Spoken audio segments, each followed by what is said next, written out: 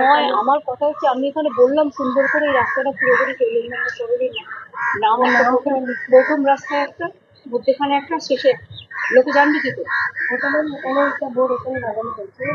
কেউ দেখতে পাচ্ছে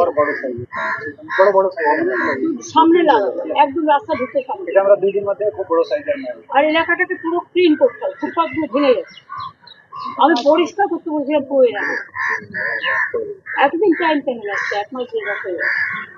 আজকে তো তোমরা জানো আমাদের জেলা সফর আছে, আমরা জেলা সফর মুর্শিদাবাদ, মালদা, আলিপুরদুয়ার, অনেকগুলো জায়গা আছে, অনেক দূরে দূরে দূরবর্তী জায়গা।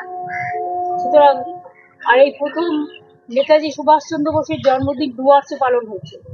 আগামী দার্জিলিংয়ে 2-3 বার পালন করেছি, কিন্তু ডুয়ার্সের মানুষেরও তো একটা প্রতীক্ষা থাকতে পারে। সুতরাং তাদের সম্মান দিয়ে এবার ডুয়ার্সে আমরা করবো, করে তারপরে আসবো। তারপর তো 26শে জানুয়ারি আছে, তোমরা জানো।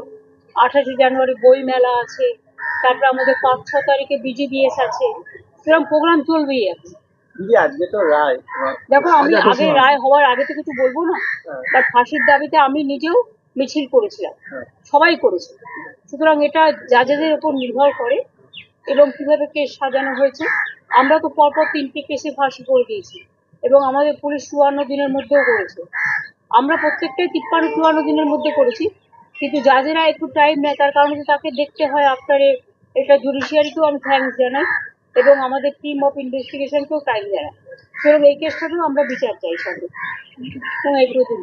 পরিবারের লোক বলছে যে আরো কেউ যুক্ত আছে।